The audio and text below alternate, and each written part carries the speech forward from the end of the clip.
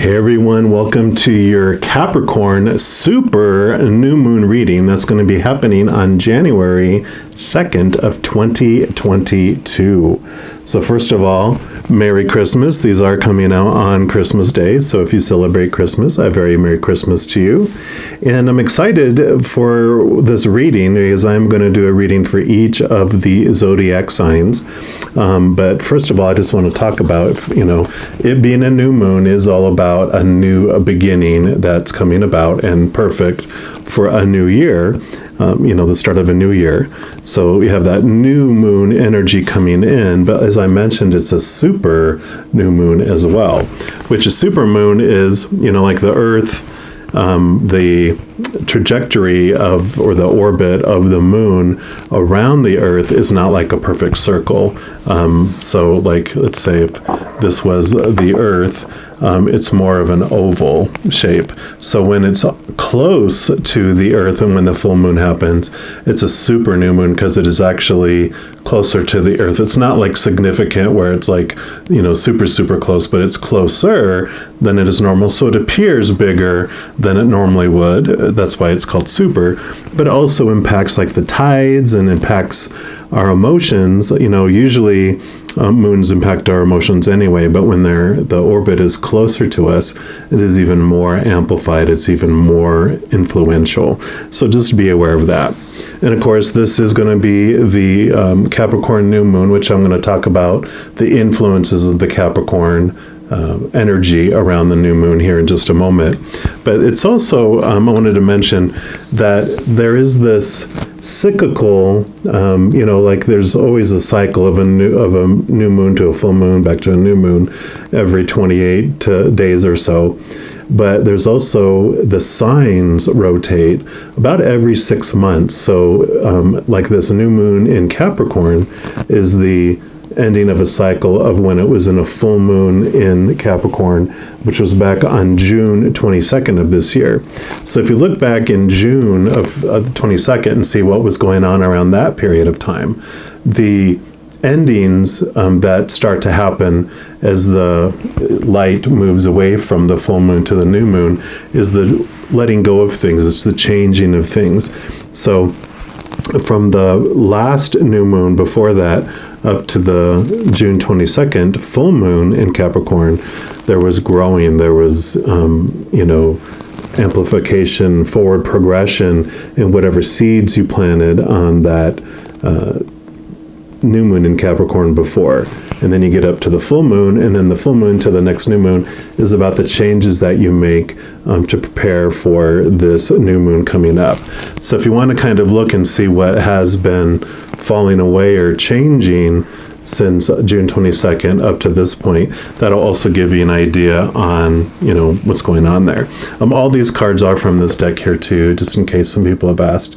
Moonology Oracle cards. So if you love these, it has a great little book that comes with it that really goes into the influences and some of those things as well.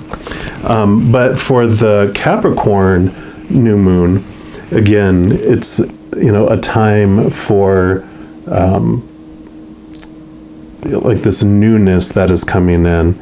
The energy is so perfect to set like new goals and make new concrete plans, even take a step or two towards those plans, especially if it's towards your professional life. And if you're like have something that you're doing as a dream that you're doing on the side, it could even be about how making that your profession, your career, instead of just a hobby and something that you love to do on the side. Because the time is ripe for new, improved work cycles. And so it brings this ambition, this feeling and energy to build, and really a lot of energy to put in a lot of hard work. So it's a good time to like make a list of your hopes, your dreams, your ambitions, your intentions for the year ahead.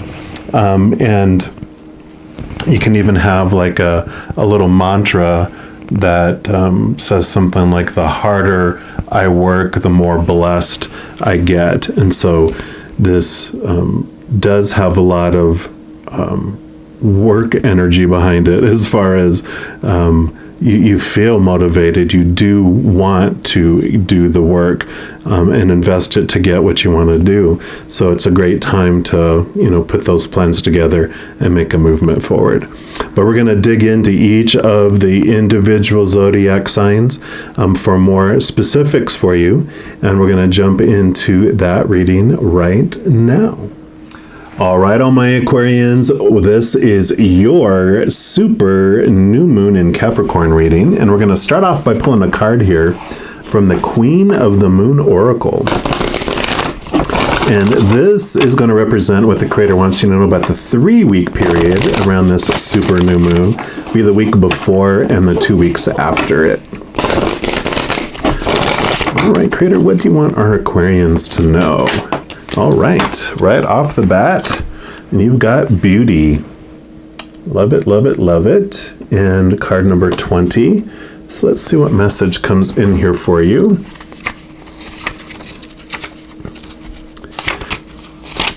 All right. So beauty is like medicine. It can heal even the most broken spirit. Beauty is everywhere in nature. Just look. Beauty comes in many forms, and we can choose to find it. I love how I look. Rid yourself of clutter and what you find disagreeable. And the affirmation for this card is, I see beauty everywhere, and it raises my vibration.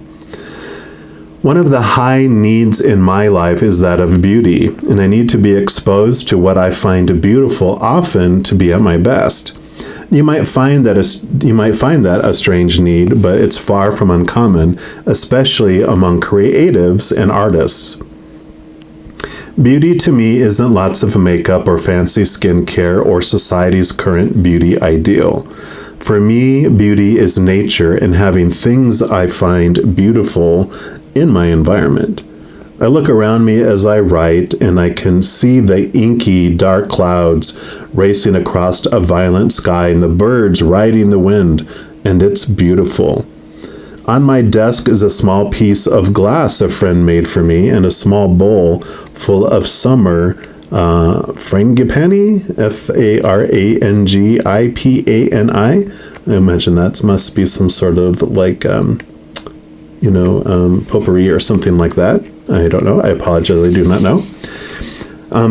She says that my feet rest on a hand-woven carpet of desert colors, and my toenails are painted a shimmering turquoise, my favorite color. All of these are expressions of beauty to me. They raise my mood. They give me joy to my eyes, my heart, and my mind. Everyone can experience beauty every day if they choose to look. One of the important differences between the ancient pagan and the modern idea of beauty is that the old ways state there is a need for the core of the self to be developed and strengthened to enable and foster true beauty. This is an important two-way double punch, as there is a strong mind-body connection when it comes to both beauty and vitality. Yes, while it's acceptable to use therapies that treat or beautify externally, it's equally important to stop bad habits detrimental to health that will interrupt the good that you're doing. For example, you could be using the most effective treatments on the market to nourish your skin, but if you can't give up smoking, there's a finite level of health that your skin can achieve. The unbalanced first world ideal of beauty is at its zenith right now, with more people than ever before undergoing and normalizing plastic surgery and injectable chemicals. Everyone has an individual right to decide how they wish their body to look and adopt an idea of physical beauty. However, it's the source of the influence that is worrying. Who told a woman who has altered her appearance that there was something wrong with her face, her eyes, her smile, her expression in the first place? Who had the audacity to say, "You are not enough," because she had some smile lines? Think about that. Who is making women in particular so fearful? Who or what wants you to question yourself and the very essence of how you interact with the world, and why? Who wants you to be the same as everyone else and less of who you are? Society? Some marketing guy for big cosmetics? A retouched spokesmodel? Real beauty is hypnotic, yet in reality has less to do with youth than it does with the spirit coming through the skin. The word charisma comes from the Greek charis and ma, meaning the spirit shining through. Each of us possesses a unique beauty, one that gives us confidence if we recognize it. Each of us is desirable, each of us perfectly formed to be what we want to be. But should we become too obsessed by the external, something that is, after all, fleeting, we may become unhappy and chase an ideal that is impossible to uphold. And the companion stone for that is Larimar. And I love that because this is, definitely, the female part of our society has such an extreme inundation of, all this is who you're supposed to look like, this is what you're supposed to be, blah, blah, blah, blah, blah. Yes, male or however you identify, you get that as well, but you understand, there's not a super, super huge, beauty industry for men, as much as there are for women. Definitely, there's no comparison in it. So this is all about finding this inner charisma, seeing beauty wherever you look, including the mirror. We're going to see what else the Creator wants us to know about this 3-week period. And so we're going to use these Revelations Tarot. And we're going to pull cards for each of the 3 weeks. And that'll be the week before the new moon, the week after the new moon, and the second week after the new moon. All right, Creator, so for our first week before the new moon, what do you want our Aquarians to know? Okay, they want these two and this one. And then the week after the new moon. Okay, and then that one. And then 2 weeks after this new moon. Okay, that one. And that one. Any others? I feel like there was one more. Okay, there it is. Alrighty, so the week before the new moon, you've got the devil. Yes. And don't be afraid of this. This is our shadow. And what the devil brings to us, the shadow brings to us, is it shows us, and it doesn't do it subtly, it brings to our face the things that are restricting us and making us feel chained, making us feel trapped. And I always have this picture of Dr. Evil from the Austin Powers movie series. And he was, of course, the villain in the movies, like the spy movies have. And Austin Powers is the international spy, the international man of mystery. And it would never fail that, of course, he would get caught by Dr. Evil, the villain. He would spill the whole plot to Austin Powers, and he would escape and then foil the plan. And they would even have his advisors and stuff, and I think his son in one of them, and they was like, why do you keep telling him he's just going to escape and ruin it all? And that's what the shadow does for us, because the shadow is a piece of us. It's our ego, it's our human side, it's the character that's playing through this life, and it shows us and tells us, hey, what is holding you captive is this, and this, wink, wink, because it's bringing it to our face so that we can free ourselves and move into the next stage of our life. And so this is, about this first week, you're having this stuff that's been happening and coming to a culmination that's very obvious in here. An example for that is earlier this year, I had 5 different people in the matter of a week contact me. And one was a friend of mine to let me know that her husband had passed away. Another person contacted me, and another of their loved ones had passed away. My mom contacted me, and her neighbor had passed away. Another friend of mine had a mentor of hers pass away, and another friend had a close friend that she really cared about attempt to end her life. And all in a matter of 7 days, and you're just like, oh my God, I'm getting the message. There's a message here. I'm sure of it.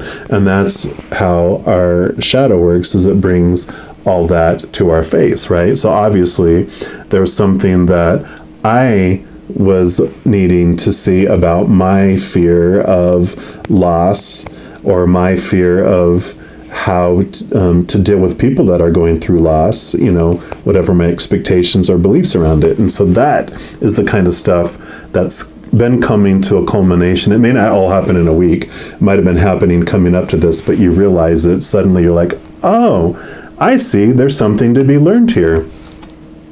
Yep, and you have the 9 of Cups. Cups are your emotions, and the 9 of Cups is about wishes fulfilled. So I really feel like this stuff that is happening is allowing you to feel this release of your emotions. It's allowing you to finally feel like you can wish in life, that you can feel whole and complete, because the 9s are about you finding it within yourself. It's not about you finding it in the outside world. You're finding this fulfillment and this wholeness from within yourself. And that makes sense with all this that's happening this week. Yeah, and you have the Strength card. And this is so perfect, because this is your inner strength, that you have the Lion, which is your human side. That is this, our shadow side that I was talking about here. This is basically the devil. It's basically our shadow, our human, our ego. And then you have your infinite self, which is your higher being, your eternal being. It's the, the powerful, supernatural, eternal spirit being made of unconditional love. And this whole card for me, what it represents is, so our lion side of us, it comes down here, and it's hungry, and it's thirsty. And it's told, go out here, and out there is what is going to make you, fill your tummy and quench your thirst. And we're like, okay, we don't know any better. That's what we're told. It's actually what we come here to experience. And so we go out there, and we eat of relationships. Whether it's romantic, family, friends, work, with our fur babies, feather babies. We eat of situations like jobs and education. We eat of our body, of our possessions, of our bank accounts. And the more we eat of that, the hungrier, or more hungry we become. It's like American Chinese food. We eat it and we're hungry an hour later. We drink of all that and we're even more thirsty than we were when we started out. So this lion becomes desperate. It becomes this roaring lion in the jungle, because it's not familiar with the as much to our powerful spiritual side of us. However, our spiritual side of us is fully aware of our lower human self, right? And so it comes down because it hears this roaring, because we're hangry, we're hungry, angry, so we're roaring. It comes down, but it doesn't kill us to put us out of our misery or cage us to protect other people from us, or try to suppress us with a whip and a chair like they do in the circus. Because it knows that what our lion is truly hungry for is the unconditional love of the other side.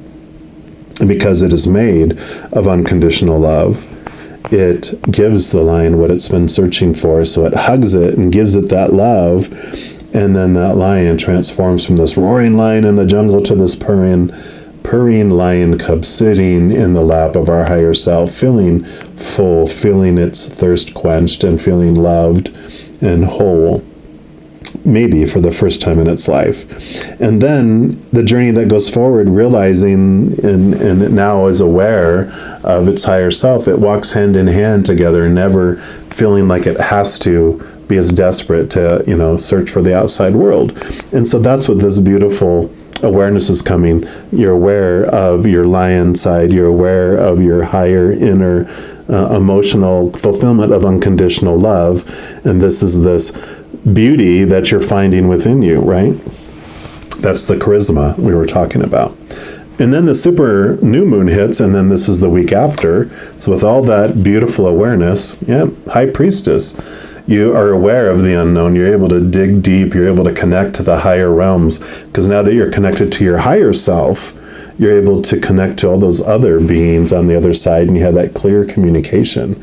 So all those guardian angels and spirit guides, your loved ones on the other side, your ancestors, Creator, of course, Spirit, Holy Spirit, any of those beings of unconditional love and light that you believe are on the other side, you're able to connect to them, into those capital T truths and those higher truths and that knowledge. You're just able to see into the unknown world that you weren't able to see beyond that veil. Because usually she has the veil that we can't see behind, but the high priestess is able to go into her temple and go behind it. And that's what our higher self allows us to be, because that is our higher self, right? And that's a 20, which adds up to a 2, and this is really, this is a 2, and so I feel like this is that connection that helps us see that beauty. Yeah, because here you have the 9 of Wands, again, another 9, finding this power and this energy within you. Wands is your drive, your ambition, your spark, your aha inspiration, and your spiritual energy. So, and it kind of represents the perseverance card as well, which allows you to keep going and keep moving. But this is beautiful because for this reading, this is about connecting to your spiritual energy, your spiritual side. So it makes total sense with this experience that you've had. You carry it in and you're just amplifying it and continuing to move forward in it, which brings you into the second week after this new moon. Yep, you have the Lovers. So definitely connecting to a higher love. But this card also has a beautiful message with it, because before the Lovers card, in the major arcana, you got the Emperor and the the Hierophant. It can also be the High Priest in some decks. And they represent, like, they have two sides to them. One of them is like the loving Emperor and the loving spiritual leader. And they're presenting roles that are for society, that are for the congregation or the spiritual group. And it's about bringing everyone together so that everyone can be successful, not hurt one another, and actually help people. And that's the motivation of the loving Emperor, the loving Hierophant. But they have this shadow side of them too. And if the Emperor or the Hierophant feel unsafe, then the little shadow side of them kicks in, and it wants to maintain control, and it wants to gain more control, and it wants to take control from others to feel safe. So it creates all these rules of suppression and for them and for their benefit, and not the benefit of the group. So what the Lovers does, though, is this comes after that. And so basically, think of a teenager is usually what I compare it to.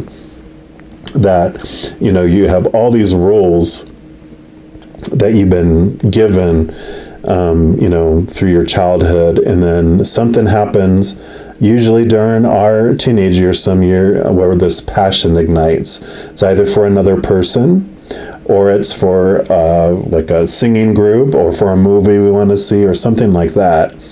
And it's the first time that we're willing to break the rules and face the risk of wrath for disobeying the rules for the passion, thing that we're wanting, whether it's staying past our curfew to go see someone that we care about.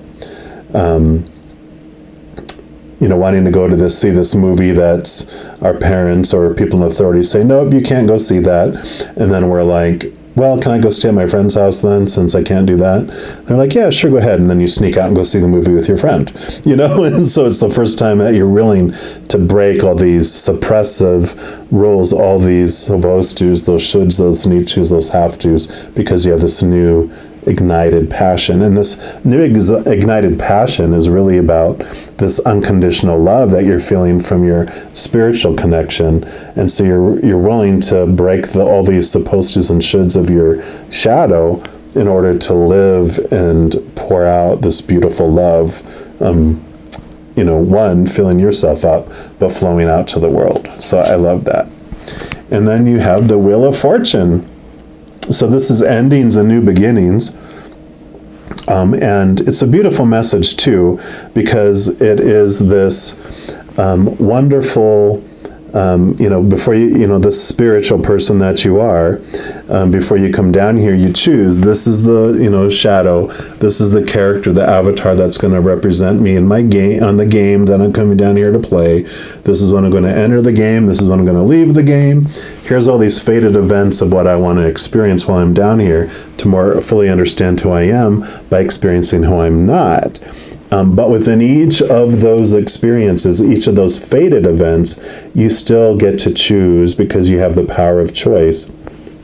You get to choose what story you apply to each of those fated events. You get to choose what emotion you're going to feel about each of those.